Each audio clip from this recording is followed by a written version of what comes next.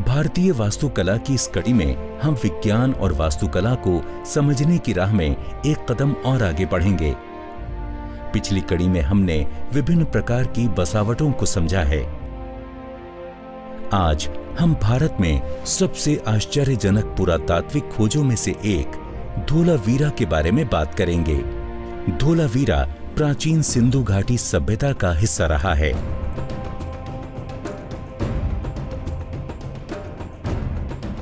ईसा पूर्व तीसरी सहस्राब्दी और दूसरी सहस्राब्दी के मध्य आबाद रहे धोलावीरा का इतिहास लगभग 1500 वर्षों का है।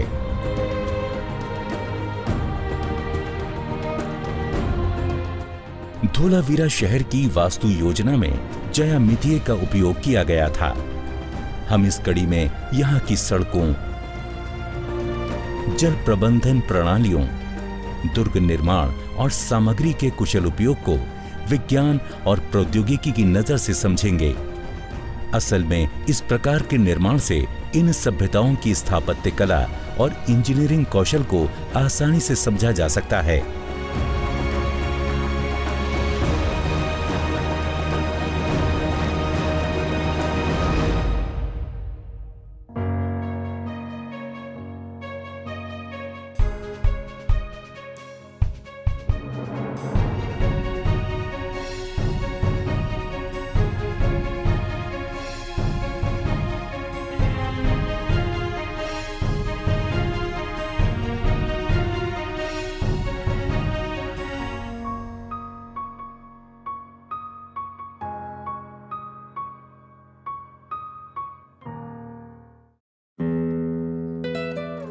आज हम पहुंच गए हैं गुजरात राज्य के कच्छ जिले के एक गांव खडीर बेट में। यही है धोलावीरा की प्राचीन साइट।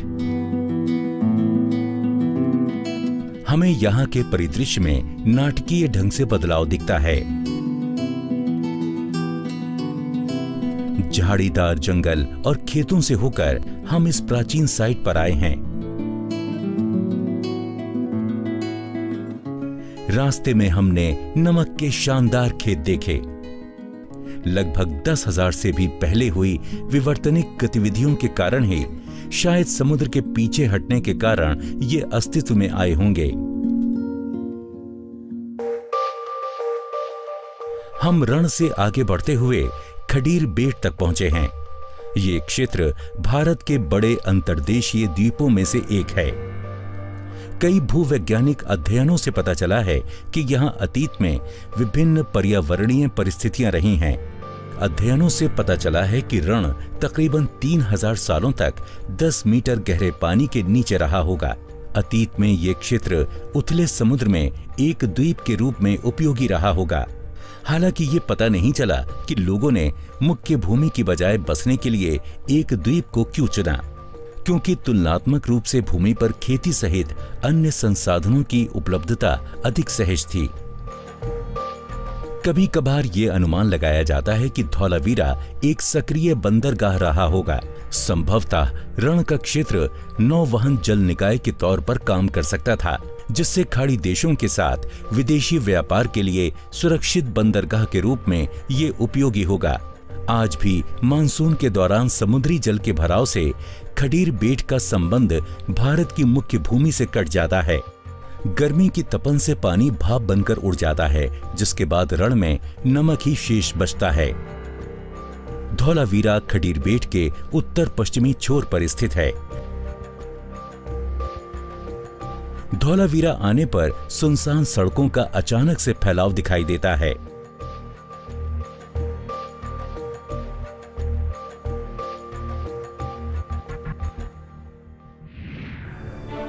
धौलावीरा की खोज हड़प्पा सभ्यता के 5 सबसे बड़े स्थलों में से एक के रूप में की गई है।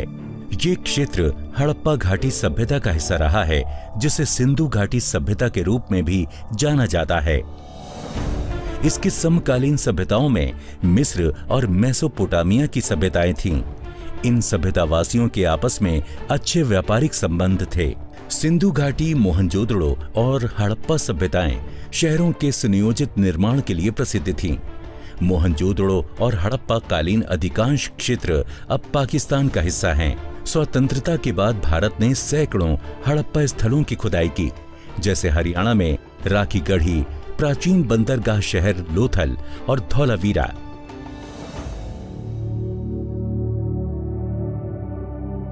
उन्नीस में भारत में धौलावीरा की खोज तब हुई थी जब सिंध से कच्छ तक हड़प्पाओं के भूमि मार्ग को खोजने की कोशिश की जा रही थी। लेकिन यहां पर उत्खनन 1990 में शुरू किया गया था। धौलावीरा की प्रत्येक परत अपने में अनेक राज छुपाई थी। यहां हुए उत्खनन से इस साइट के महत्व से दुनिया को परिचित कराया गया। 1000 सालों से अधिक समय तक दफन रहा ये शहर दुनिया में पाए जाने वाले सबसे अच्छे संरक्षित शहरों में से एक था। धौलावीरा भारतीय उपमहाद्वीप की सिंधु घाटी सभ्यता के बड़े शहरों में से एक है। 5 शहर पाकिस्तान में हैं और 2 शहर भारत में, जिनमें मोहनजोदड़ो शहर को सबसे उत्कृष्ट माना जाता है। जहां तक धौलावीरा की बात की जाती है तो इस अनोखे शहर ने हड़प्पा सभ्यता में नए आयाम जोड़ दिए हैं। इस शहर के अध्ययन से हमें हड़प्पा सभ्यता के उदय और पतन का प्रमाणित इतिहास मिलता है, जो लगभग 1500 वर्ष की अवधि का है।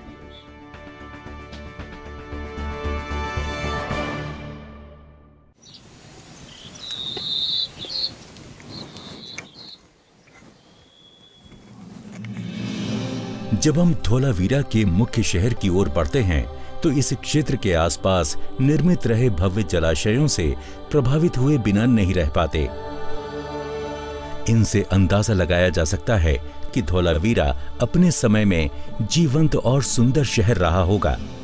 हड़प्पा वासियों ने संभावित रणनीतिक परिदृश्य को देखते हुए धौलावीरा के लिए इस स्थान को चुना होगा। इसके अलावा समुद्री व्यापार और यहाँ के पर्यावरण पर भी विचार किया होगा। खडीर का द्वीप बैरन सा और कम बारिश वाला है, इसलिए किसी भी सभ्यता को विकास के लिए ये आवश्यक था कि वो यहाँ पर पानी की हर बूंद को भंडारित करें। सबसे पहले तो यह एक बहुविभाजित शहर है, जिसमें 3 मुख्य विभाजन हैं: दुर्ग, मध्य शहर और निचला शहर।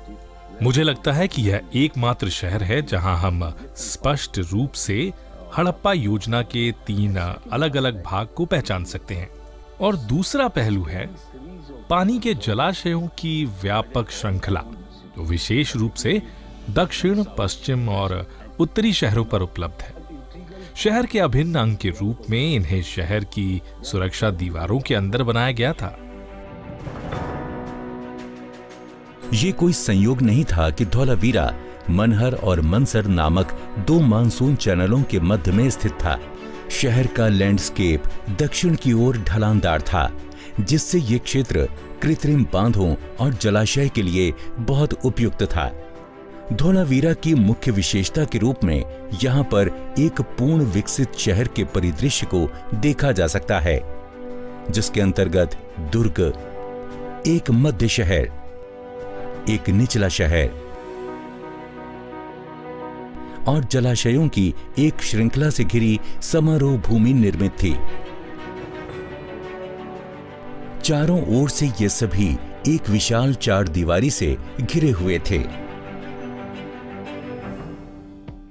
सिंधु घाटी शहरों में से कई शहर एक दूसरे से हजारों किलोमीटर के फासले पर थे, तो फिर इन सभी को क्या चीज आपस में जोड़ती थी? किस प्रकार हम इन्हें एक ही सभ्यता का हिस्सा मान सकते हैं?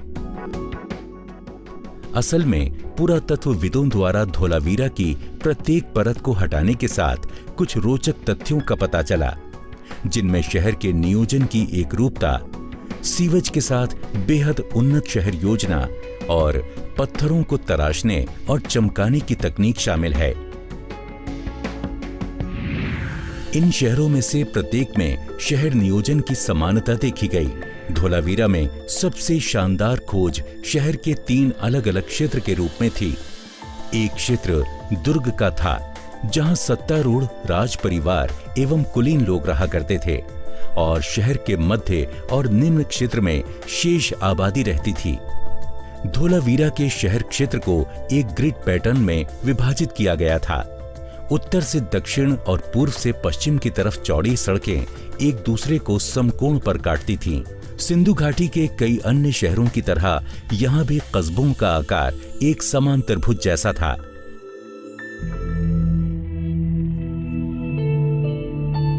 धोलावीरा शहर में गणितीय परिशुद्धता के साथ नियोजन और वास्तुकला के सिद्धांतों का उपयोग किया गया था।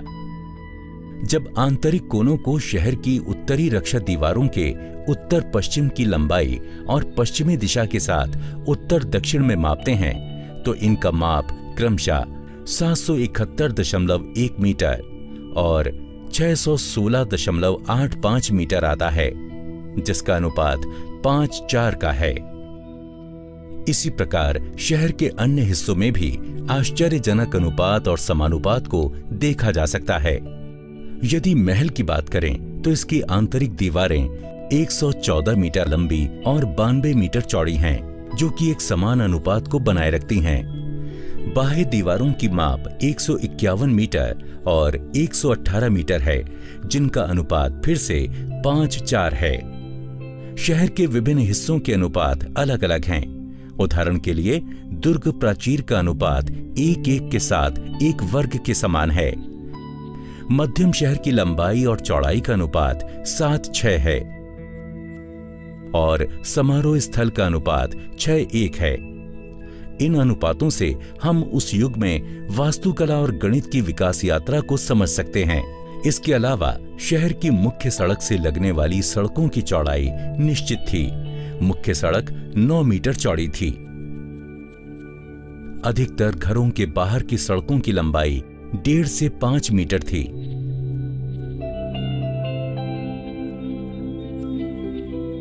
यह बहुत दिलचस्प है कि हमारे वास्तुशिल्पियों में से एक में लिखे हुए अनुपात जो संस्कृत में है और लगभग 3000 साल पुराना है,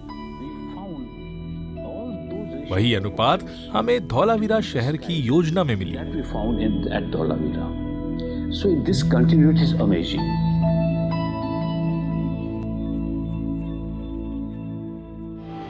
आइए अब धौलावीरा की निर्माण सामग्री की बात करते हैं।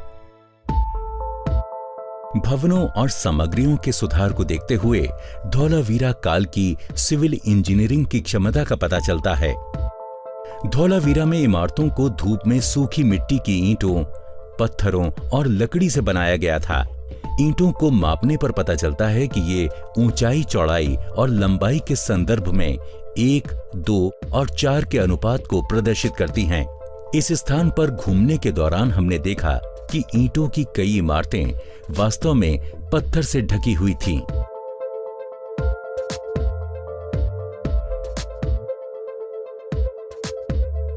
पुरातत्वविदों ने भी उत्तरी गेट के कक्ष में एक लकड़ी के बोर्ड में सबसे बड़ा हड़प्पा अभिलेख पाया है।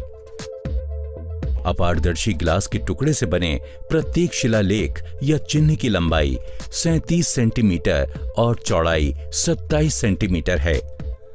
हड़प्पा के शिलालेख को पढ़ा तो नहीं जा सका है, लेकिन पुरातत्वविद का मानना है कि यह दरवाजे पर लगा साइन बोर्ड था, जिसमें इस बसावट के लिए एक निश्चित नामावली का उल्लेख था।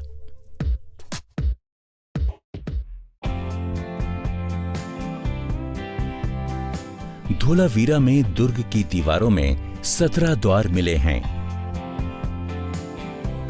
इनमें से सबसे विस्तृत द्वार गढ़ की पूर्वी, पश्चिमी और उत्तर की ओर स्थित दीवारों में हैं। यहाँ पर पीले और झालर युक्त बलुआ पत्थरों से निर्मित खंड और मूर्ति सदृश निर्माण कार्य भी देखे गए हैं। धौलावीरा का ये मैदान, जो कि 47 मीटर चौड़ा और 283 मीटर लंबा है, इसका अनुपात 1:6 है।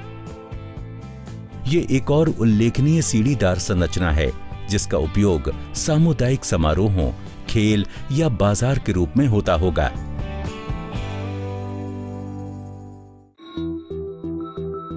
अब इस शहर की अनूठी जल प्रबंधन क्षमता को समझते हैं।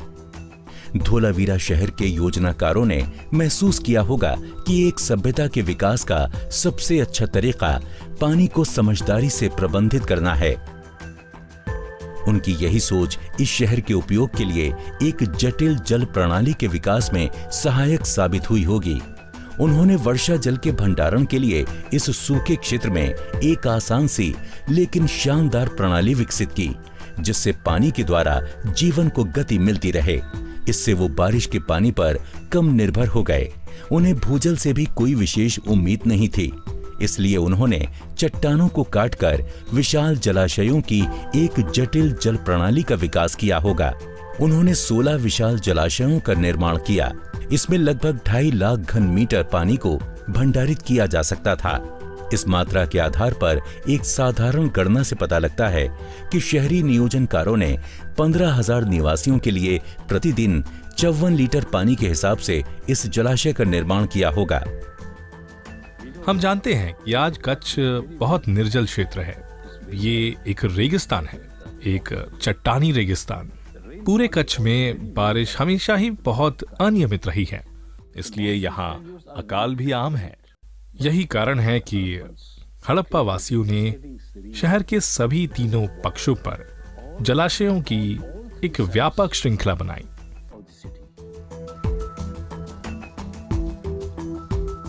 तो हम ये कह सकते हैं कि वे बहुत अच्छे पानी के अभियंता थे और धौलावीरा शहर उसका सबसे सुविख्यात उदाहरण है।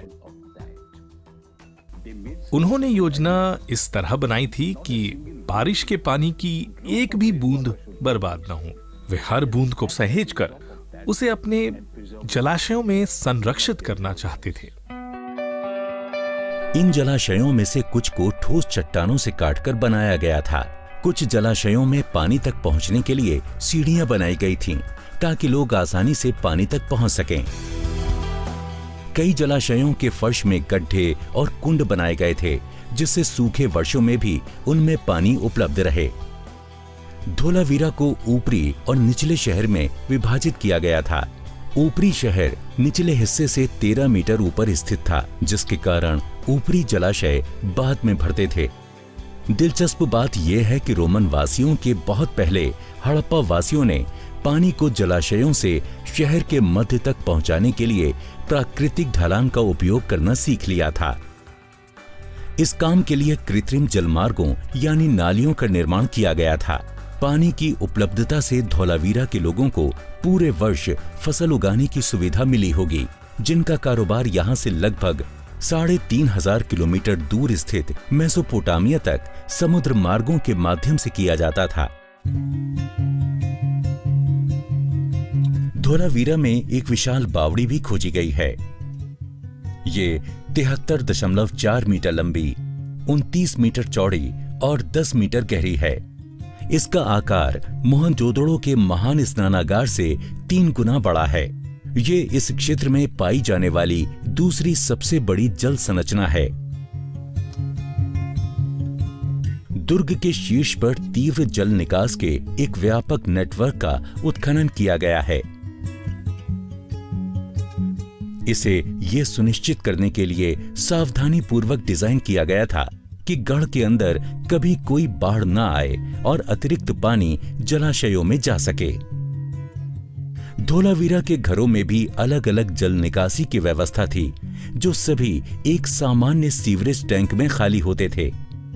विडंबना यह है कि हजारों साल पहले हड़प्पा में ताजे पानी की हर एक बूंद को एकत्र और संग्रहित करने की व्यवस्था थी, लेकिन वर्तमान में धौलावीरा में ऐसी कोई प्रणाली दिखाई नहीं देती है। धौलावीरा के भीतर एक और दिलचस्प स्थल है। यहाँ एक विशाल वृत्तीय संरचना मिली है, जो एक कब्रिस्तान हो सकता है। अन्य हड़प्पा स्थलों के विपरीत, जहाँ मृतकों के सिर उत्तर की ओर हैं, यहाँ कब्रें पूर्व दिशा में मिली हैं, तो कुछ कब्रें उत्तर पूर्व दिशा में भी थीं। हालांकि सबसे दिलचस्प तथ्य यह है कि लगभग सभी कब्रें खाली हैं। हालांकि इन सभी में मूर्तियां, मोती और अन्य वस्तुएं मिली हैं। एक संभावना यह भी है कि ये कब्र न होकर केवल स्मारक थे। यहाँ पर 7 गोलार्धिक निर्माण भी पाए गए हैं। कई लोगों का मानना है कि ये कब्रिस्तान होंगे।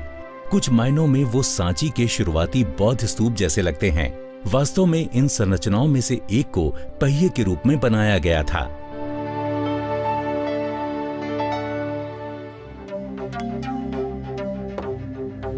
जब हम धौलावीरा में थे तब पृथ्वी विज्ञान मंत्रालय के अधीन गोवा में कार्यरत संस्था राष्ट्रीय समुद्र विज्ञान संस्थान की एक टीम यहाँ शोध कार्य कर रही थी। ये टीम यहाँ से कुछ किलोमीटर दूर स्थित धौलावीरा दुर्ग के दूसरे किनारे पर बंदरगाह के साक्ष्य को खोजने के लिए सर्वेक्षण का काम कर रही थी। एको मशीन और अन्य उपकरणों का उपयोग करते हुए शायद ये वैज्ञानिक व्यापार लिंक की खोज करने के लिए सर्वेक्षण कर रहे हैं। पुरातत्वविदों ने उत्खनन करके यहाँ हजारों आकर्षक कलाकृतियों को खोजा है। इनमें मिट्टी के बर्तन, मिट्टी की मूर्तियां और जानवर, लापीस लजुली के मनके, सोने, चांदी और सीपें शामिल हैं। इसके अलावा यहाँ खोजी वस्तुओं में हड़प्पा की छापों में बैल, गेंडों और अन्य जानवरों के चित्र प्रदर्शित हैं। चरण 1 की शुरुआत से ही हमने पाया कि कैसे तांबा वहां पर पिघलाया जाता था। इसके अलावा हमें कुछ और उपकरण भी मिले और वहां मनका बनाने वाले उद्योग थे। तो हड़प्पा वासियों द्वारा मोती और सीप वस्तुओं का व्यापक रूप से इस्तेमाल किया गया है। कई अन्य हड़प्पा शहरों की तरह धौलावीरा की पूरी योजना को खगोलीय विचारों के आधार पर नियोजित किया गया था। हालांकि हड़प्पा पत्थर की संरचनाओं में किसी भी खगोलीय अभिप्राय के शामिल होने संबंधी प्रमाण के लिए और अधिक काम किए जाने की आवश्यकता है। ईसा के 1800 वर्ष पूर्व ऐतिहासिक रिकॉर्डों से धौलावीरा गायब हो गया था, जिससे पता लगता है कि उस समय ये सभ्यता अंत की ओर थी। विशेषज्ञों का मानना है कि धौलावीरा का अस्तित्व घग्गर नदी के पानी पर आधारित था, जिससे जलाशयों को भरा जाता था। एक शक्तिशाली भूकंप ने नदी के मार्ग को गंगा बेसिन की तरफ अधिक झुका दिया होगा, जिससे धौलावीरा क्षेत्र ऊंचा उठकर सूख गया होगा। विशाल जलाशयों में धीरे धीरे मिट्टी भर गई, जिससे ये क्षेत्र उजड़ गया था।